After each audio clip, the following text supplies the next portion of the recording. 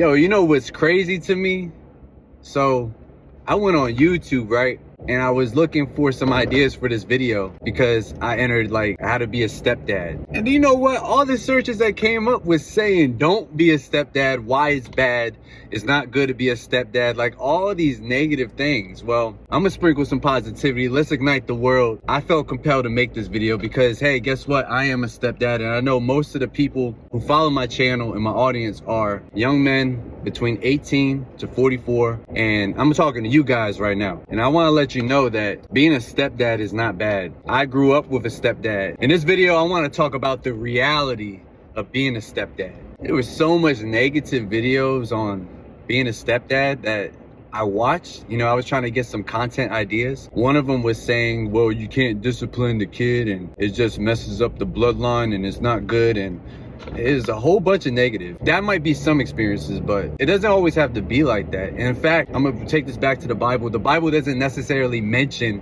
being a stepdad or a step-parent. However, there are some clues, especially when Jesus was born, because it was Joseph who ended up raising Jesus, you know, guiding him, making sure he was protected, being a good steward and guiding that young man. Isn't that what a stepdad does? I know that's what a stepfather has been in my life growing up. I grew up with a stepdad. My real father was not in the picture, and that's just is what it is. And I wanted to make sure that I changed that narrative, but beyond me, I wouldn't be where I'm at if it wasn't for my stepfather. Like, he gave me the game. Like, I didn't ask him for the game, but I learned, because success always leaves clues, and he was teaching me how to love on my mom. So I learned how to love on the woman I married, having that dynamic of running your household, supporting your family, providing a roof over their head, all these things, keeping things clean, being responsible, all these things I got to learn in my teenage years. And now I'm in that boat right now. Like, transparently speaking, you guys, I am 34 years old.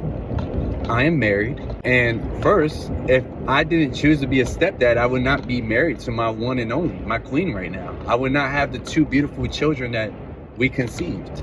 And it all started with being a stepdad. I stepped in.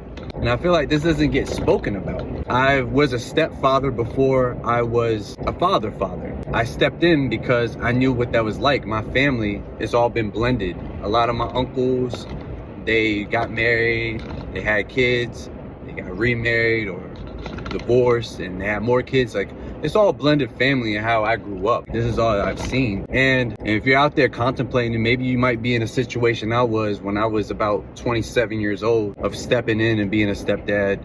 This is for you. That is possible. There is light after it. It's not all these negative stories where, like, oh, you're not gonna get respected, you can't discipline him, it's not the same because it's not your blood. I attribute that to just poor leadership. I tell my stepson all the time. Now, I'm not gonna lie. We do have moments where we dislike each other. He probably hates me sometimes because I'm disciplining him. Mind you, the boy's about to be 14 soon, like at the end of this month. But I've been with him since he was 7. And I've been in his life since he was 7. We moved into a house together when he was about to be 8. So I've been in his life consistent throughout, every day. And it's all about talking to him. It's all about being real. You know, I always, to this day, I say, hey, I'm not your father. I'm not here to replace your father. I look at my stepson like he's one of my best friends. Like, we're not blood related. However, I care for him. I'm a root him on, but also like my friends too, if I see flaw or I see something that needs to be called out, I'm not the person to call him out. You know, it's all about having respect. You know, I look at myself like a coach. You know, you want to coach your child to be the best version of what they can be. I know my wife too, we grew up with stepdads. It's just something that happened. And we want to change the narrative of raising children. I saw some comment make, oh, you're a simp if you're a stepdad. What? I'm a simp. If I would have had that mind state, I would have never got married. I would have never even had my own kids. Wouldn't I be probably even creating this YouTube video? I want to sprinkle some positivity out there because I know there's some male out there who might be involved or feeling a woman, but you never know someone's story. You can't judge someone's glory without knowing their story. That person might be going through a divorce and she has a child. So you mean to tell me that you're not going to go to that woman that you connected with because you don't want to be a simp, right? Or because you guys don't share a child together? It's possible. I know, rest in peace to my stepson's father. Unfortunately, he passed away going on 5 years. But even before he passed, I remember we had a relationship. Like, I ain't gonna lie, in the beginning, it was a lot of ego. And this is coming from when I was in my late 20s. At that time, I was drinking alcohol and stuff. So that's I got videos like that on the channel. I'm a changed man, okay? But once you got past the ego, we realized like, yo, we're all working together for this child. And I that clicked with me immediately, even doing drop-offs of dropping him off to his father, you know, dapping him up, having conversations when his son was acting out, I should say. I didn't make those executive calls. I called him, be like, hey, you know, your son did this when he comes this weekend, you know, talk to him about it. And it always got corrected. It was a good system. Now, things obviously in my situation was a lot different when he passed because, yo, who has to pick up the pieces? And I'm not gonna let someone, especially coming from someone I love, like my wife, and now I love him too, obviously. I'm not gonna let you fail. Like, I'm here to ride with you. I know we not blood, but neither are my best friends. You know, neither is my wife, we not blood. I'm gonna ride with you. And that's what I was taught. And I wanna open up this discussion because it needs to be spoken about. Too much negativity on for stepping in. I saw some of the titles like, oh, you never get respect or this and that. Everybody's situation is different. I don't care. It all falls on you as a man. How are you leading? Now, are you leading in a way where you're constantly being disrespectful or cursing a lot or drinking a lot or not handling business? And of course, the kid ain't gonna respect you. Are you talking to the kid like he ain't nothing? Or you actually having meaningful conversations with him? I've seen it from 7 to now going on 14. It's hard raising a teenager, I ain't gonna lie. I'm trying to teach my stepson now about accountability, being told no, being on man time, like being consistent. These are all things that you're gonna need. Hygiene, these are all things that's needed in a man. And he got 4 more years before he's 18.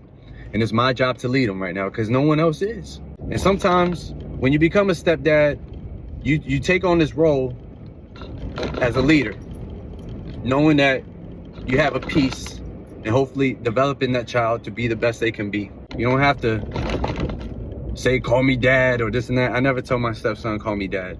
I consider him my own son. Yes, that's how I roll, but I don't force him to call me dad. I know I would never be his dad biologically.